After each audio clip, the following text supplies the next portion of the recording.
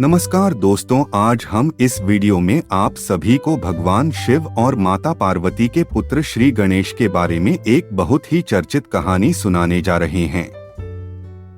यह कहानी भगवान गणेश को एक दंत क्यों कहते हैं, इस पर आधारित है। एक दंत होने के पीछे कुछ अनोखी कहानियां हैं जो हम आपको एक एक करके आपको सुनाएंगे। आप अंत तक वीडियो को देखें और भगवान गणेश की महिमा का गुणगान करें। पद्म पुराण के अनुसार एक बार भगवान शिव के परम भक्त परशुराम उनसे मिलने कैलाश गए। चूंकि भगवान शिव ध्यान में व्यस्त थे, इसलिए भगवान गणेश ने परशुराम को निवास में प्रवेश करने से रोक दिया। परशुराम हिंदू पौराणिक कथाओं में अपने क्रोध के लिए जाने जाते हैं। इसलिए जब भगवान गणेश ने उन्हें द्वार पर रोका तो परशुराम क्रोधित हो गए और भगवान पर अपनी कुल्हाड़ी से हमला कर दिया।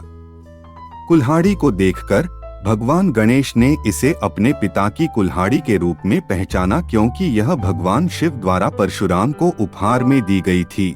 इसलिए गणेश जी ने कुल्हाड़ी के हमले को रोकने से परहेज किया और अपने एक दांत को काटने की अनुमति दी।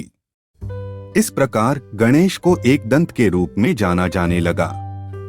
बाद में परशुराम को अपनी गलती का एहसास हुआ और उन्होंने भगवान शिव, देवी पार्वती और भगवान गणेश से क्षमा मांगी।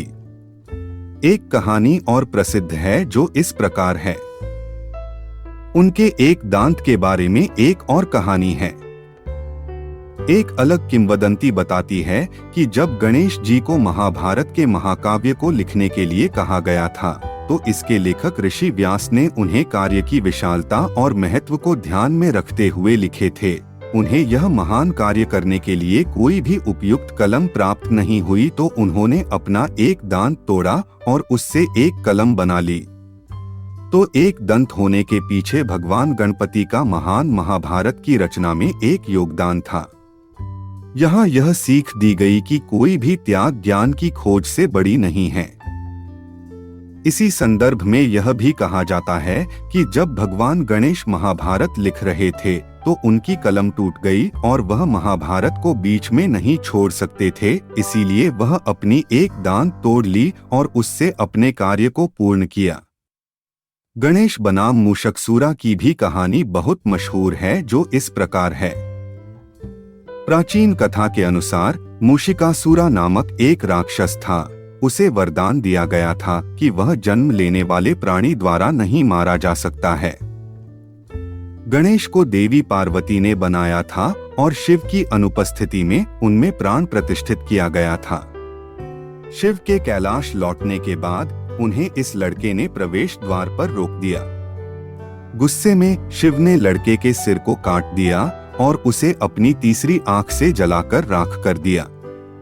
अपने पुत्र के बारे में पार्वती से सच्चाई सुनने के बाद उन्होंने अपने अनुयायियों से किसी भी जीवित प्राणी का सिर प्राप्त करने के लिए कहा, जिसका सिर उत्तर दिशा की ओर रखा गया हो।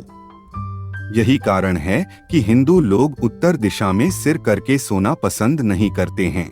अनुयायियों को एक हाथी गजसूरा का सिर मिला और शिव ने अपने बेटे को सिर लगवाया।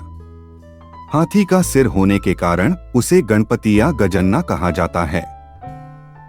मूषिकासुरा का प्रकोप दिन ब दिन बढ़ता जा रहा था। भगवान गणेश को मूषकसूरा को मारने के लिए भेजा गया था, क्योंकि वह इसके लिए उपयुक्त व्यक्ति थे। मूषिकासुरा की पत्नी देवी पार्वती की बहुत बड़ी अनुयायी थीं। उसने पार्वती देवी से अपने पति के प्राणों की रक्षा करने के लिए कहा था। मूषिकासुरा को मारने के लिए भगवान गणेश ने अपने एक दांत को हथियार के रूप में इस्तेमाल किया। चूंकि पार्वती देवी मूकासुरा के जीवन का विरोध कर रही थीं, इसलिए उनके दांत उन्हें नहीं मार सके। बाद में मूषिकासुरा ने अपनी गलती से सीखा और भगवान गणेश से उसे अपना वाहन बनाने के लिए कहा। चूंकि एक बार छोड़ा गया शस्त्र वापस नहीं लिया जा सकता, इसलिए भगवान गणेश के केवल एक दांत थे, इसलिए उन्हें एक दंत कहा जाता है। भगवान गणेश और चंद्रमा की कथा। आकाश के देवता इंद्र ने गणेश को दावत पर आमंत्रित किया। अपने वाहन मूषक को लेकर गणेश ने इंद्र के महल की यात्रा शुरू की। क्योंकि चूहा अपना पूरा वजन नहीं उठा सका, वह अपना संतुलन खो बैठा और गिर गया। रात के आसमान में चमकता चांद उस पर हंसा। इस अपमान से क्रोधित होकर गणेश ने अपना बायां दांत तोड़कर चंद्रमा पर फेंक दिया, और इसीलिए उन्हें एक दंत कहा जा सकता है, जिसका अर्थ है एक दांत वाला। गणेश ने चंद्रमा को यह भी श्राप दिया कि जिसने भी गणेश चतुर्थी की रात चंद्रमा को देखा उसे कष्ट होगा। आज भी भक्त गणेश के दिन चंद्रमा को देखने से बचते हैं। तो यह कुछ गणेश भगवान के एक दंत होने की पीछे की कहानियां थी। आशा करते हैं आपको भगवान गणेश की महिमा का लाभ मिला होगा। ऐसी ही वीडियो देखने के लिए हमारे चैनल को लाइक और सब्सक्राइब करें। धन्यवाद।